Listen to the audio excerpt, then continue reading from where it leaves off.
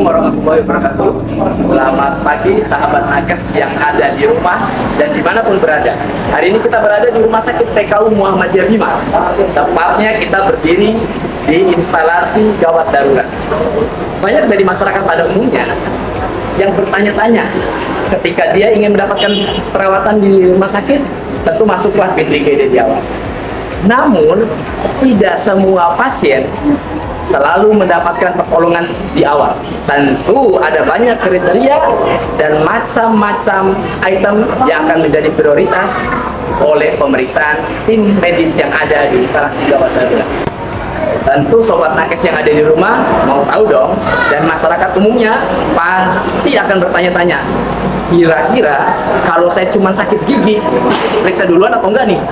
Hari ini kita sudah bersama narasumber yang handal, yang sangat expert. Kita masuk ke dalam IGD sebentar yuk. Ayo, ayo, ayo. Assalamualaikum. Boleh saya minta waktunya sedikit? Kita bincang sedikit di sini ya. Kita hari ini bersama dengan narasumber yang handal, yang paham sekali tentang bagaimana sih alur pelayanan di IGD. Dr. Alfian, selamat pagi dokter. Lebih akrab dokter apa nih siapa? Iya, Dr. Alfian. Jadi Dr. Alfian ini dokter umum, dokter stay memang yang setiap saat selalu datang membantu memenuhi pertolongan dari semua pasien. Dr. Alfian, ini banyak masyarakat kita, masyarakat nakes yang kira-kira mau tahu kalau masuk di IGD itu ada nggak sih kriteria pasien ini segera ditolong, atau ada juga masyarakat yang bilang udah aman kok nggak diperiksa, kira-kira ada nggak kriteria khusus kalau masuk di IGD ini supaya sahabat nakes yang ada di rumah dan dimanapun berada tahu? Silakan. Masuk ke IGD, baik di IGD RSU atau rumah sakit PKU Muhammadiyah Bima atau rumah sakit dimanapun, ada kriterianya kalau masuk ke unit atau instalasi gawat darurat. Jadi di sini ada kriteria-kriteria. Jadi perawat kita atau dokter di IGD akan menilai pasien-pasien yang datang itu di ruangan triase namanya. Oh, ada ruangan triase. Jadi di ruangan triase itu akan dipilih atau dipilah-pilih pasien-pasien ditempatkan di kegawatan yang mana. Jadi ada yang gawat darurat, ada juga yang gawat tapi tidak darurat, ada juga yang tidak gawat dan tidak darurat. Jadi dimasukkan ke tipe-tipenya, ada P1 sampai P3.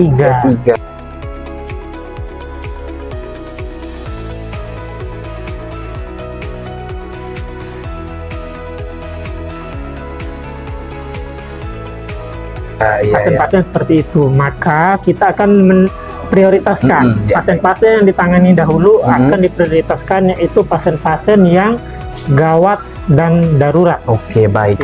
Menarik nih dok, terkait dengan P1 tadi. Itu karakteristiknya mengarah ke sepertinya ke kegawatan ya dok ya. Kalau dokter dan tim medis sudah tahu nih, ini pasiennya gawat nih. Kira-kira selain dengan kriteria manual yang dimiliki oleh medis dan dokter, ada nggak seperti apa gitu misalnya dia yang harus dilakukan selanjutnya gitu? Jadi setelah kita pilah atau pisah pasien itu bahwa pasien itu masuk ke kriteria P1, ya, atau istilahnya adalah gawat darurat, nanti kita akan terapi awal dulu. Selanjutnya akan kita konsulkan kepada DPJP, dokter penanggung jawab pasien. Jadi nanti menunggu instruksi. Biasanya kalau pasien-pasien dengan P1 akan diarahkan ke ruangan-ruangan HCU dengan ada kategori-kategorinya. Nanti ada berdasarkan kategori kesadarannya, kemudian sirkulasi tubuhnya, kemudian ada kebutuhan apa yang mendesak, sehingga masuk ke ruangan-ruangan yang disebutkan tadi, ruangan HCU. Iya, ada ruangan HCU yang ruangannya itu kayaknya yang banyak-banyak layar gitu ya dok ya, yang serba semuanya itu serba harus cepat gitu dok. Ada formnya berarti ya dok ya? Ada formnya. Kita untuk menentukan pasien itu layak masuk HCU atau tidak, selain dari instruksi dokter penanggung jawab, itu ada form, formnya. Nah kebetulan kita form itu dulu berupa lembaran-lembaran, kemudian kita isi. Nah sekarang form itu sudah masuk ke rekamedik elektronik di rumah sakit PKU ini dok. Sudah ada elektronik. Luar biasa sahabat nakes. Ini rumah sakit sudah mulai berpikir masa depan. Artinya sudah nggak ribet pakai kertas lagi. Betul. Ya dokter ya, karena repot kalau pakai kertas pasti tulisan ada yang bisa nggak kebaca juga mungkin gitu dok ya.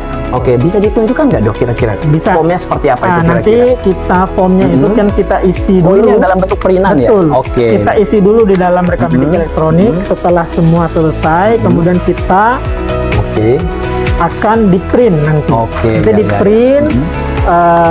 Hasilnya akan berupa lembaran seperti ini.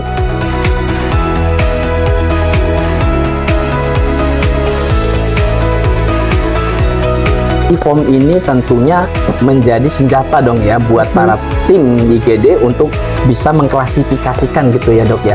Berarti otomatis ini harus ada semacam kayak kompetensi atau gimana nggak dok untuk pemahaman form ini dok kira-kira? Atau cukup kita tahu aja dari pemeriksaan fisik atau bagaimana? Atau ada item-item ini aja yang kita baca? Item diisi berdasarkan keadaan pasien. Tentunya kita menilai pasien itu berdasarkan kompetensi kita. Baik itu perawat maupun dokter. Artinya kita sudah memiliki kompetensi tentang kegawat daruratan. Baik, seperti luar itu. Biasa. Baru nanti kita isi di ERM ya, data-data yang perlu, yang menunjang kriteria atau form dari masuk HCU ini. Oke, luar biasa, mantap dokter Alfian. Sahabat nakes yang ada di rumah dan dimanapun berada, form yang sudah dijelaskan oleh dokter Alfian tadi itu menggambarkan bagaimana kondisi tertentu yang bisa diarahkan untuk masuk ke ruangan intensive care ataupun high care, sehingga tidak ada lagi alasan bagi masyarakat untuk menilai dirinya sendiri bahwa saya lebih pantas ataupun pasien itu lebih pantas. Jadi tidak semua yang menurut masyarakat itu harus diprioritaskan, semua ada pemeriksaannya masing-masing. Terima kasih dokter Alfian, sehat selalu Pak Dokter.